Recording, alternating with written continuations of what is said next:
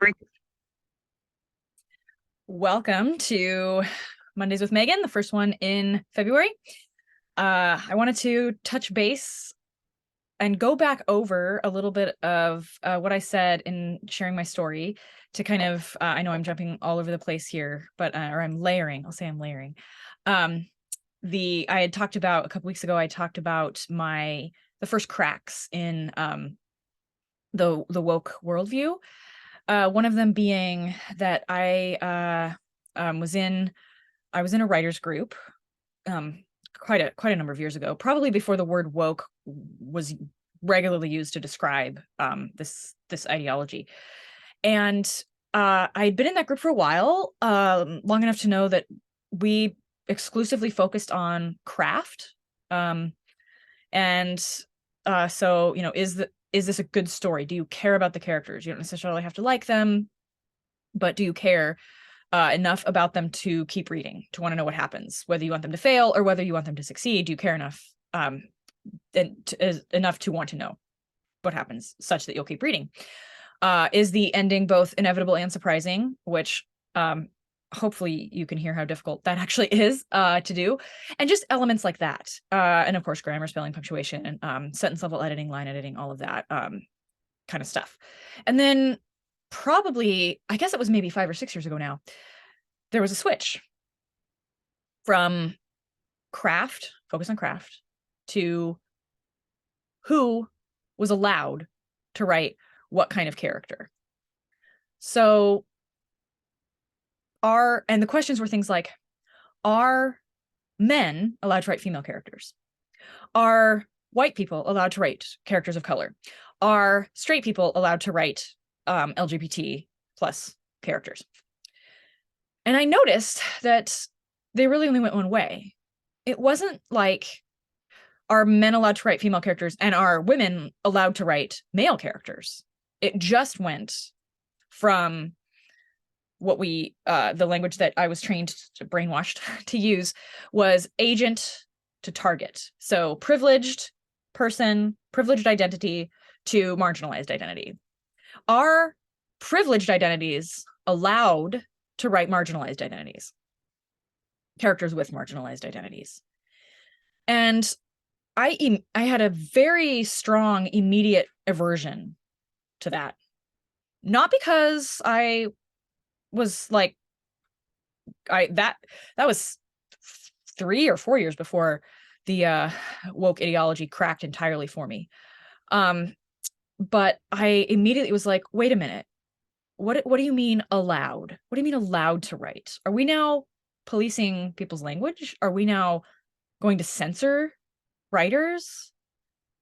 That doesn't seem like something writers should be advocating for.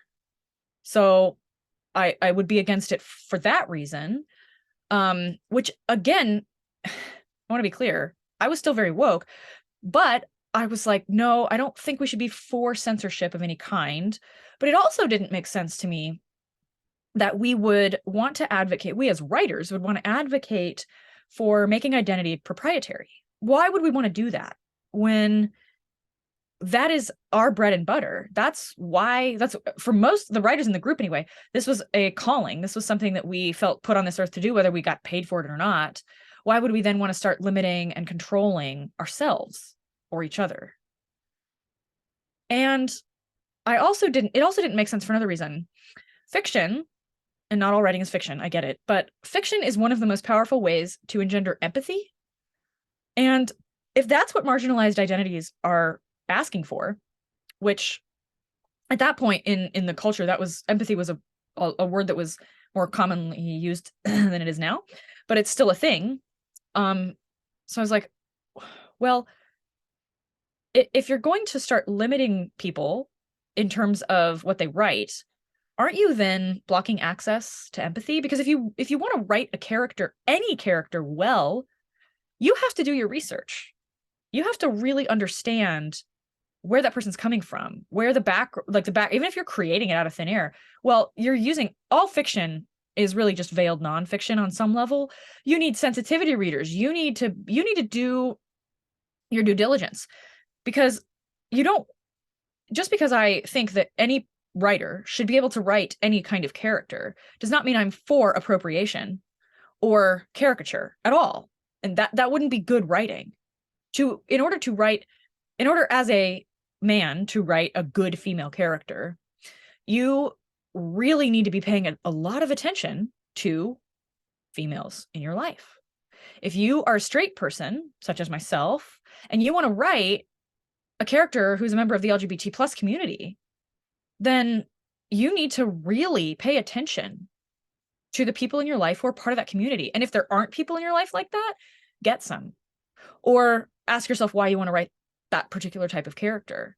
So I'm not saying there should be like no boundaries on this at all, but to say just blanket statement, well, if you're a white, straight woman, you can only write straight, white female characters. Like, I want no part in that at all. So that's what I told my writers group. I was like, totalitarian regimes start by controlling language. That's what they do. That's how you know, that's a signal that they're totalitarian. Are we participating in a totalitarian regime? Or are we going to be the totalitarian regime? Where, like, and also who does it serve? I'm not, again, and I will say very clearly, I am against appropriation and I am against caricature. So you have to do the work. But yes, I believe that any writer should be able to write, should be allowed to write any type of character. But that requires you to do the work. If you want to write it well, if you want to write whatever story you're writing well, and you want to write a character who does not share your identities, you need to do the work. But to say you're just not allowed to do that bars people from even doing the work, because, well, if I'm not even allowed, then why bother getting to know that other side? And it actually just further entrenches division. And it further entrenches suspicion, because people are suspicious of what they're unfamiliar with. And if you're not going to encourage people, it's worse than not encourage, it's actively disallow people to write characters with whom they don't share identities, then you're not actually participating in the cause of so-called social justice or diversity, equity, and inclusion, or empathy, or understanding, or any of that. So as a writer, I was like, yeah, no, if this is the way this group is going, I'm out. Because I firmly believe that any writer can write any character, or should be allowed to. Whether they can and whether they can do it well remains to be seen. But we should not just a priori bar people based on identities. All that does is further entrench division. And then the light bulb went off. Oh, that's the goal. So, in service of how to talk to radical leftists, stop assuming that the goal is what they say it is. Many people probably think it is. Social justice sounds really good. Sounds like a thing you would want. Sounds like something we should all want. Who doesn't want justice? What kind of monster doesn't want social justice, right? But underneath, if you just look at the fruit, if you look at the fruit of what is happening, what it seems like what they actually want is division. They want to resurrect segregation. They're going to call it safe spaces now. They're going to call it permission or barring of what information you have access to, what information you're allowed to write as a writer, what information you have access to, and that limits what information you have access to as a reader. So that, in fact, is censorship, and it's not going to serve anyone at all, because I haven't fully run the numbers, but my guess is that totalitarian regimes have killed more people than plagues. I'll just say that. We'll get into that later. But this focus on language. Now, this is something that I'm going to write about in my newsletter, the free version, which I feel obnoxious saying this in every video, but it is twice a month, 1st and 15th of every month. What the left gets right, what I still agree with, even though I've left the left.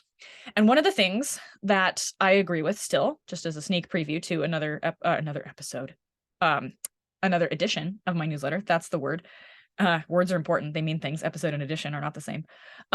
Is that language matters. I agree with that. I agree with that on the left. And I think that people on the right that I've come across don't seem as keen. But I think language matters. I agree with that. Still, one of those things that the radical leftists focus on a lot. Language. I agree that language matters. So we're going to talk about that in probably the second edition of my February newsletter. So if you want to sign up for that, it's at Megan, MEGAN, Wildhood, WILDHOOD, excuse me, .com. There's a couple of other different tiers of subscription there as well. You can check all of that out at my website. You can also see the publications that I have either by genre or a full chronological. Yep. Language matters. Chronological list. All at meganwildhood.com. And I will catch y'all next week for Mondays with Megan. Thanks for tuning in.